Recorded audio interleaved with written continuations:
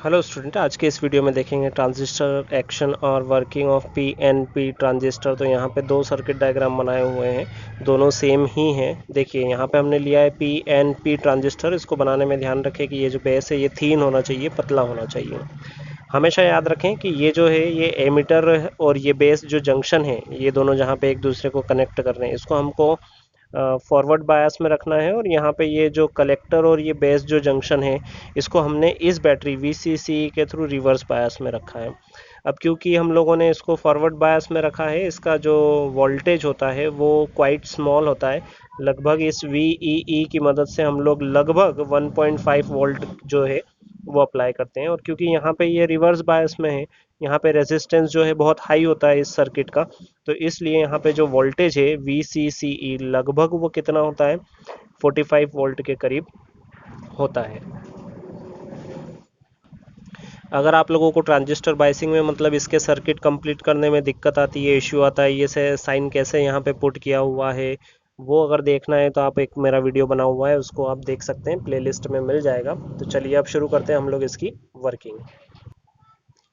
अब देखिए, क्योंकि ये जो बैटरी VEE है, इसका जो ये पॉजिटिव टर्मिनल से कनेक्टेड है जो है एमीटर वाला एंड, इसलिए ये क्योंकि एमीटर जो है पी टाइप सेमीकंडक्टर से बना हुआ है, और पी टाइप सेमीकंडक्टर में मेजोरिटी में क्या होते हैं, होल्स होते हैं। ये जो यहाँ पे रेड कलर में बना रखे हैं ये सारे क्या है, होल है। होल पे भी पॉजिटिव चार्ज है और इस पे भी, यहाँ भी हम पॉजिटिव पोटेंशियल है। इस वजह से ये रिपल होंगे और ये मूव करेंगे किसकी तरफ, बेस की तरफ। तो जब ये मूव करेंगे बेस की तरफ, तो यहाँ जो ये सर्किट है, इस सर्किट में एमीटर करंट जो है वो फ्लो होता है, जिसको हम लोग नाम देते हैं IE। ठीक है।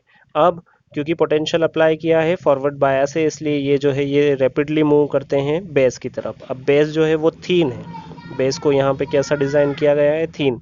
तो यहाँ से जो जंक्शन, इस एमीटर से आने वाले होल सपोज 100 है, तो उन 100% मतलब 100 लिए हमने अज्यूम कर रहे हैं, तो ओनली 5 या फिर 5% जो होल होंगे वो यहाँ पे जो इलेक्ट्रॉन होंगे इसमें, उससे कंबाइन हो जाएंगे।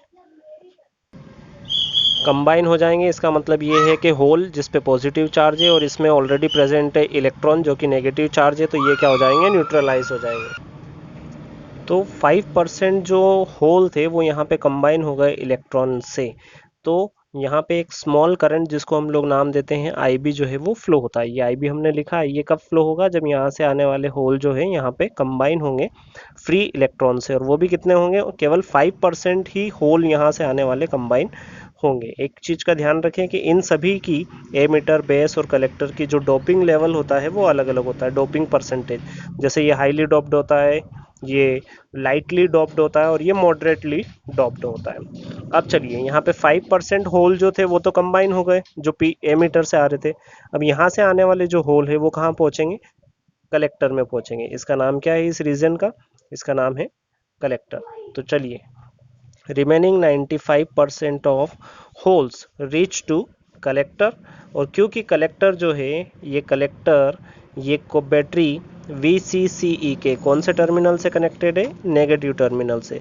तो इस नेगेटिव टर्मिनल से फ्री इलेक्ट्रॉन्स जो है वो रिलीज होंगे।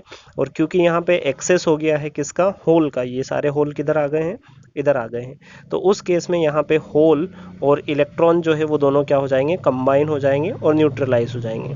तो इस प्रोसेस में यहाँ पे एक कलेक्टर करंट फ्लो होता है जिसको हम नाम देते हैं IC, लार्ज कलेक्टर करंट जो है वो फ्लो होगा। अब जब यहाँ पे एक होल और एक इलेक्ट्रॉन कंबाइन होंगे यहाँ पर, मतलब न्यूट्रलाइज हो जाएंगे, तो उस केस में ये जो एमीटर जंक्शन है, यहाँ पे इस एमीटर जंक्शन में एक कोवेलेंट बॉन्ड टूट जाएगा। इसके लिए आप लोगों को अपना जो शुरुआती टॉपिक है वो देखना होगा कि किस तरीके से यहाँ पे कोवेलेंट बॉन्ड बनते हैं और बिगड़ते हैं। तो यहाँ से एक कोवेलेंट बॉन्ड ब्रेक होगा, उसके फलस्वरूप यहाँ पे एक होल और एक इलेक्ट्रॉन का जो पेयर है वो जनरेट होगा। होल जो है वो इस तरफ आगे बढ़ेगा क्योंकि यहाँ पे पॉजिटिव पोटेंशियल है, और इसमें जो इलेक्ट्रॉन जनरेट हुआ है वो जो है वो इस तरीके से वापस इस बैटरी के पॉजिटिव टर्मिनल पर आ जाएगा। तो ये थी पूरी वर्किंग PNP ट्रांजिस्टर की इन कॉमन बेस मोड। अब कुछ ज़रूरी बातें। सबसे पहले देखिए, ये जो IE emitter current, base current और IC जो है, ये कन्वेंशनल करंट की डायरेक्शन है, मतलब इलेक्ट्रॉन कहाँ फ्लो हो रहा है, इस डायरेक्शन में, और उसके अपोजिट डायरेक्शन में हमने करंट लिया है। यहाँ पे भी इलेक्ट्रॉन इस डायरेक्शन में फ्लो हो रहा था और करंट जो है वो हमने इस डायरेक्शन में लिया है। अब देखिए एक और बात है कि जब बेस में इलेक्ट्रॉन और होल कंबाइन होते हैं, जैसे यहाँ पे कितने 5% जो है वो कंबाइन हो जाएंगे, तो यहाँ पे इलेक्ट्रॉन की क्या हो जाएगी, डेफिशिएंसी।